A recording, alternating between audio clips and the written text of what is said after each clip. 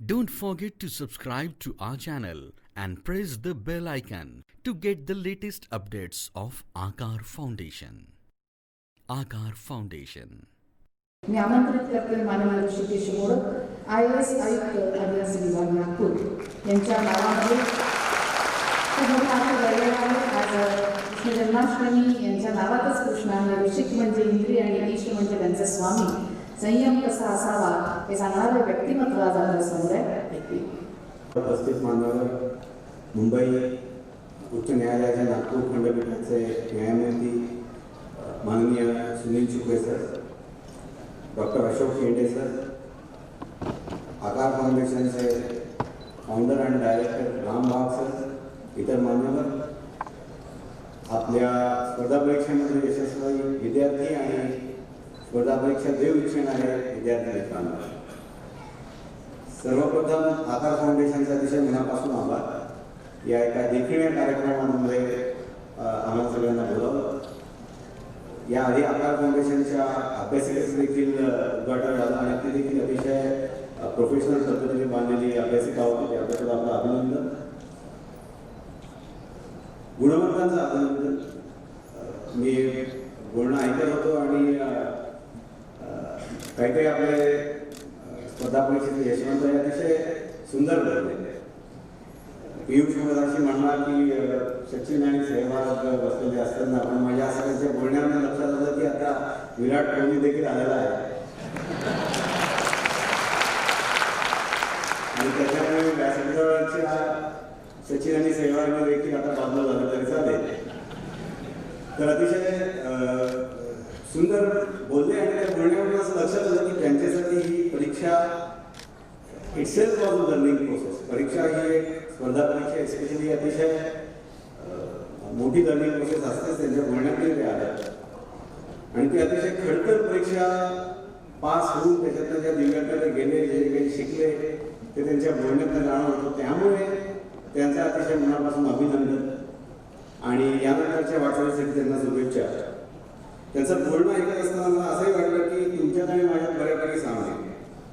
विशेषतः परीक्षेत नापास होण्यामध्ये UPSCच्या परीक्षेमध्ये जितक्या चुका करता येणं शक्य आहे तितक्या सगळ्यांनी करून दाखवलं आणि त्यामुळे मला असं वाटलं की आता इतकं सगळं यांनी बोलल्यानंतर असं वाटलं की आपण अतिशय ब्रीफली काही स्पेसिफिक गोष्टी त्यातनं सांगाव्या.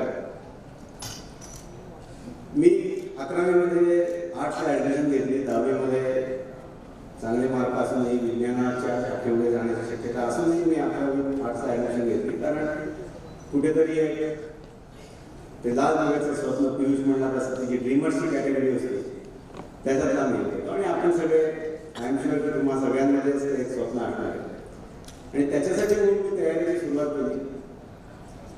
स्पर्धा परीक्षेची तयारी करायची म्हणून 11वीपासून सुरुवात केली. 5 वर्ष त्याच्यासाठी काही ना काही विचार केला आणि नंतर जेव्हा अटेम्प्ट दिले तेव्हा पहिल्या अटेम्प्टमध्ये प्रिलिम पास झालो पण त्या वर्षी मेन्स पास झालो नाही.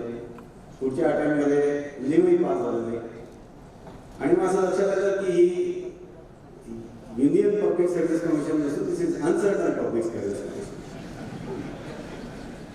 आणि असं डोक्यात असं वाटलं की काय झालं आपलं की आपण 5 वर्षापासून स्वप्न बघतोय आणि तरी सुद्धा आपण नियोजन कुठेच येत. आणि माझ्या अशा एक 4-5 गोष्टी अशा लक्षात आल्या की आपण आपल्या कॉमनली मेड मिस्टेक्स त्यातला थोडासा उल्लेख पियुषने केला. पहिली एक त्याच्यामुळे मी मला गोष्ट असं लक्षात आलं नंतरच्या पुढच्या काळामध्ये मी या 4-5 गोष्टी फक्त स्वतःला सांगायला लागलो. एक खूप महत्त्वाची गोष्ट माझ्या लक्षात आलं की बी इन प्रेझेंट. स्वप्न बघणं ही भविष्याची प्रोसेस आहे. बरेच लोक प्रिलिमची परीक्षा पास होण्याबरोबरच ठरवत असतात इंटरव्ह्यूला सर्टिफिकेट राहतात. आपणही कलेक्टर होण्याचे स्वप्न बघतो, लाल दिव्याच्या गाडी बसण्याची स्वप्न बघतो, फक्त प्रिलिम कशी व्हायची पाहिजे हे आपल्याला माहीत नसतं. त्यांना ऑप्शनलची निवड सुटते, टाईम मॅनेजमेंट राहतात, मुख्य परीक्षेचे पेपर राहतात आणि स्वप्न स्वप्नच राहतात. बी प्रेझेंट हा त्यातला सगळ्यात महत्त्वाचा शिकवलेला धडा स्पर्धा परीक्षेत. तो फक्त परीक्षा आपण क्लिअर करण्यापुरताच मर्यादित नाही. कुठलीही गोष्ट आपण करत असतो त्याच्याकडे सुद्धा फोकस हवा असेल तर we need to be in present. Be in present म्हणजे असे 2 अंग आहेत. एक म्हणजे आपण स्वप्नात असतो ते तुम्ही सांगितलं. दुसरं म्हणजे अभ्यास करताना आपण जिथे बसलो तर आपण जे पुस्तक वाचतोय तिथे आहे, नाहीतर असतो बसलो तिथे बाकी लक्ष अंबाजोगाईच्या त्या गावामध्ये असतं, कॉलेजमधल्या काही दिवसांवर असतं. आणि भविष्यकाळातली स्वप्न आणि भूतकाळात केलेल्या चुका या दोघांचं ओझं घेऊन आपण पुस्तक वाचायला बसलो असतो. आणि त्याच्यामुळे तो फोकस येते. नॉर्मली तुम्ही जर विचार केला असेल की आपण बरेच जास्त लक्षात आलं असेल, आपण परीक्षेचा अभ्यास करत असतो, पुस्तक वाचत असतो, पण वाचताना कुठेतरी असं वाटत असतं फक्त तर वाचतोय पण परीक्षेच्या वेळेला लक्षात राहील नाही. ही चिंता करण्यात डोक्याची आधीशक्ती निघून जाते की जिथे पुस्तक ऍक्च्युली वाचण्याचे उपयोग झाले असतात. आणि या सगळ्या गोष्टींमध्ये म्हणजे एका शब्दात सांगायचं तर फोकस नसल्यामुळे आपल्या बरेचसे मित्र स्पर्धा परीक्षा यशस्वी होऊ शकत नाही. Be present. दुसरी खूप गोष्ट महत्वाची माझ्या लक्षात आली, आणि अगेन परीक्षा पास व्हा किंवा न व्हा आणि परीक्षा पास झाल्यानंतर सुद्धा आपल्या लक्षात आले खरं आहे, some things are not in your control. खूप अभ्यास केला, किती टॅलेंट असलं, किती प्रेझेंटमध्ये असलो आणि सगळ्या गोष्टी बरोबर केल्या तर it is very much possible की आपण परीक्षा पास होणार. तिसरा अटेम्प्ट जेव्हा द्यायचं ठरलं होतं, 2 अटेम्प्ट झाले माझे. पहिल्या अटेम्प्टला मेन्स पास नाही झालं, दुसऱ्या अटेम्प्टला प्रिलिम पास नाही झालं. तेव्हा असं ठरवलं की आपल्या चुका झाल्या त्या सगळ्या सुधारून आपण तिसरा अटेम्प्ट द्यायचा. तिसऱ्या अटेम्प्टमध्ये या सगळ्या चुका सुधारून अभ्यास केला, मुख्य परीक्षेसाठी पेपर्स लिहिण्याचा सराव केला, उत्तरपत्रिका लिहिण्याचा सराव केला आणि आपल्या माझ्या समाधानानुसार बेस्ट असा एक अटेम्प्ट करायला. आणि असं वाटलं की येस, याच्यानंतर आता आपण अटेम्प्ट द्यायचा. तिसरा अटेम्प्ट झाला तोच झाला. त्याच्यानंतर जेव्हा निकाल लागला तेव्हा थोडीशी युट्यूब लागली, कारण 117वी रँक आली. 117वा रँक IAS त्यावेळेला मिळणं शक्य नव्हतं. आणि मला असं वाटलं की इतकं सगळ्यात उत्तम अभ्यास करून सुद्धा जर समजा 117वी रँक येत असेल तर मग दिस इज आवर बेस्ट अटेम्प्ट, यापेक्षा जास्त काही सांगू शकत नाही. मी सर्व्हिस जॉईन केली आणि सर्व्हिस जॉईन केल्यानंतर असं लक्षात आलं की आपला एक अटेम्प्ट करून शिल्लक आहे. आणि नंतर जर समजा असं आपल्याला वाटलं की अरे एक अटेम्प्ट आपण उगीच शिल्लक ठेवला, तेव्हा तो आपण अटेम्प्ट खर्च केला पाहिजे. म्हणजे नंतर वाईट वाटायला नको, आपण तो अटेम्प्ट करायला हवा. आणि युपीएससीची काय आपल्या काय उपकार त्याच्यावर युपीएससीचे असतील तर ते आपण पूर्ण केले पाहिजे. ती परीक्षा फी भरून आणि परीक्षेला करतो. त्यामुळे म्हणलं की आता आपण शेवटचा अटेम्प्ट देऊ म्हणून परीक्षेची तयारी करता म्हणून मी एकीकडे ट्रेनिंग झालं होतं लग्नाला आणि मग दुसरीकडे परीक्षेची तयारी करत होतो. मागची 4-5 वर्ष मी या परीक्षेची तयारी करत होतो. त्यामुळे आता अभ्यास करण्याचा आनंद म्हणून सगळा गेलेला होता. तिसरा अटेम्प्ट, चौथा अटेम्प्ट असल्यामुळे त्याच्यातही मी नांगणी शिल्लक राहिलेलं नव्हतं. पण एक डोक्यात होतं की बाबा नाही, आपल्या पहिली जेव्हा बेस्ट प्रयत्न करता येईल तितकं द्यायचं आहे. ट्रेनिंग झाल्यानंतर एक जवळजवळ 3 ते 4 तास फक्त मला मिळायचे. आणि ते 3-4 तासानंतर तुम्ही कल्पना करू शकता, सकाळी 7 वाजल्यापासून 9 वाजल्यापासून माणूस ट्रेनिंग करतोय, संध्याकाळी 6-7 नंतर जेव्हा आपल्याला जावं असेल तेव्हा मन किती ताजा असेल याचा तुम्ही कल्पना करू शकता. त्यावेळेला एक गोष्ट मी ठरवली होती आणि त्याचा मी आवर्जून उल्लेख करेन. ही तिसरी वर्षी गोष्ट आहे जी मला शिकवली युपीएससीने आणि ज्याचा मला आजही उपयोग होतो, ती म्हणजे फिजिकली ऍक्टिव्ह असणं, खेळणं काहीतरी, किंवा एक व्यायाम, जॉगिंग, स्विमिंग, बॅडमिंटन, टेनिस असा कुठला एक खेळ खेळणे हा तुमच्या आयुष्याच्या क्वालिटी ऑफ लाईफ हा फार मोलाचा फरक पडू शकतो. तर हे मी स्पर्धा परीक्षेची तयारी देत असताना मला जॉगिंगची आवड लागली होती, त्यामुळे मी जॉगिंग करायचो. वेगवेगळ्या लोकांसाठी वेगवेगळ्या असं काही लोकांना स्विमिंग आवडू शकतं. मी असं ठरवलं की जॉगिंग करायचं आहे आणि रोजचा IASचा अभ्यास आपला जितका होईल तितकं तो करायचा. फक्त ते रोजचं आपलं जॉगिंग पळणं ते चुकवायचं आहे. ते पळणं झालं तर yes then I have done my job. ते मी रोज करायचो आणि त्याच्यानंतर अभ्यासाला बसायचं. काहीतरी 2-3 तास मी तयारी केली. त्या काळात आमचं ट्रेनिंग व्हायचं, वेगवेगळ्या स्टेशनांवर जायचं. बिलासपूरच्या स्टेशनावर मला अजूनही आठवतं, तिथल्या एका वेटिंग रूममध्ये आमची राहण्याची सोय केली होती. तिथे माझी 2 पुस्तकांच्या बागा घेऊन गेलेलो होतो. बिलासपूरच्या रेल्वे कॉलनीमध्ये जॉगिंग केलं होतं आणि तिथे स्टेशनवर घेऊन अभ्यास केला होता. त्यामुळे साधारण अभ्यासाची क्वालिटी काय होती म्हणजे लक्षात आलं असायचं. त्या ह्याच्यात मुख्य परीक्षा दिली, प्रिलिम पास झालो. पहिली मुली प्रिलिम पास व्हायला आलो ती दिली. ती नापास झालो तर बरं होईल असं वाटलं, कारण म्हणजे माझा सगळा उपक्रम संपेल. पण ती प्रेम पास झालं आणि लक्षात आलं की मागच्या जन्मात केलेली पापा काही पूर्णपणे घडलेली नाही. त्यामुळे पुढची अजून 2 महिने आपल्याला अभ्यास करणं गरजेचं आहे. त्यामुळे पुढचे अजून 2 महिने असाच अभ्यास केला, जितका होईल तितका केला. आणि असं ठरवलं की आपल्या परीने एक बेस्ट शॉट घ्यायचा. मागच्या वर्षी आपण बेस्ट शॉट केला आणि आपल्याला 170 रँक आली. So nothing to do. आणि अशा पद्धतीने अभ्यास करून परीक्षा दिली. मी आजही गॅरंटीने सांगू शकतो की मी जो 3रा अटेम्प्ट दिला त्याच्यामध्ये मला रेल्वेचं सिलेक्शन झालं. त्यातला माझा अभ्यास, त्यातली माझी परीक्षा ही कैक पटीने ही चांगली होती आणि माझ्या दृष्टीने तो माझा बेस्ट अटेम्प्ट होता. 4थ्या अटेम्प्टला जेव्हा मी परीक्षा दिली त्यावेळेला मला माहिती होतं की माझ्या मर्यादा होत्या 14 अटेम्प्टला आणि मी तितकी चांगली परीक्षा देऊ शकतो नाही. पण ॲट द एंड ते 4थ्या अटेम्प्टमध्येच माझी रँक 47 आली आणि मला पाहिजे ती सर्व्हिस मिळाली. त्यातलं हा महत्त्वाचा दरवाजा शिकायला मिळाला की there are some things are not in your control. अभ्यास करून चांगले रँक न मिळणं is not in your control. अभ्यास चांगला झाला नसताना सुद्धा रिझल्ट चांगला येणं is also not in your control. आपल्यापैकी बरेच जण आणि मलाही माझे असे अनेक बॅचमेट्स किंवा माझे यशस्वी विद्यार्थी माहिती आहे की परीक्षा पास झाल्यानंतर ते इथे येतात आणि अशा पद्धतीने बोलतात की मी त्यांचं बोलणं ऐकलं आणि असं वाटतं की बहुतेक पहिल्या इयत्तेत प्रवेश केल्यापासूनच त्यांना माहिती होतं आपण आहे. आम्ही बन चुके, वी आर आयएस. मी ऑलवेज कुठली पुस्तकं वाचायची, किती तास अभ्यास करायचा, मला माहिती होतं सगळं. आणि मी आयएस जास्त कॅव्हनच होतो. Some things are not in our control. आणि त्याच्यामुळे आपण परीक्षेचा अभ्यास करताना हे एक वाक्य, दिस प्रिन्सिपल आपण लक्षात घेतलं, आपल्याला बऱ्याच गोष्टी लक्षात येतात. मी पुस्तक वाचतोय is my effort that I can do. परीक्षेचा प्रयत्न करणं हे आपल्या हातात आहे. त्याचा result is not in hour hand. आपण रिझल्टवर फोकस करतो, अटेम्प्ट अटेम्प्टवर फोकस एवढंच आपल्या हातात. आपण तयारी करत असाल तर नोबडी कॅन गॅरंटी तुम्ही किती चांगली गेली तयारी आहे, तुम्ही किती IIT असलात आणि MBA झाले असलात, नोबडी कॅन गॅरंटी की तुम्ही पास आहात. रोजचा अभ्यास आणि रोजचा फोकस एवढीच गोष्ट आपल्या हातात. आपण पुस्तक वाचतो पण ते लक्षात राहत नाही. याचं कारण आपण रिझल्टवर फोकस करतो, आपण पुस्तक वाटण्यावर फोकस करत नाही. मला आठवतं माझी 3ऱ्या प्रिलिमच्या वेळेला असं ठरवलं होतं की आपण परीक्षा द्यायची. त्या 3ऱ्या प्रिलिमच्या वेळेला पेपर समोर होता आणि अतिशय अवघड असा तो पेपर मला दिसला. पहिला इतिहासाचा पेपर होता, दुसरा जनरल स्टडीज होता. तो इतिहासाचा पेपर बघितल्या असं लक्षात आलं की इतका अवघड पेपर आपण कुठल्याच सेवा बघितलं.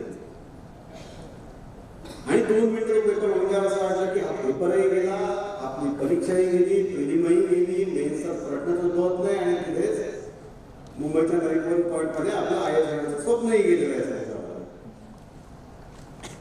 आणि असं एक 2 मिनिटं क्षण आल्यानंतर मला रिअलाइज झालं संपवायचं आहे. थोडक्यात रिझल्ट इज 0. रिझल्ट 0 म्हटल्यानंतर मला एक विलक्षण प्रकारची शांतता आली. ते 2 मिनिटं मी असं नुसतं टेकून बसलेलो होतो त्या बागावर.